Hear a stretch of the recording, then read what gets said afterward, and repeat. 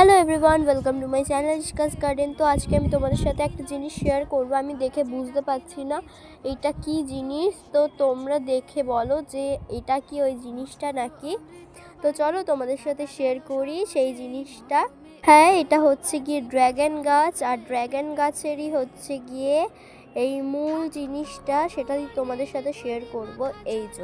এই জিনিসটা তো তোমরা দেখতে পাচ্ছ না আশা করি, তো জুম করে তোমাদের দেখাচ্ছি। এই দেখো জিনিসটা, এটা কি ড্র্যাগন গাছের বাড না ড্র্যাগন গাছের ডাল বেরোচ্ছে, আমি একেবারেই বুঝতে পারছি না।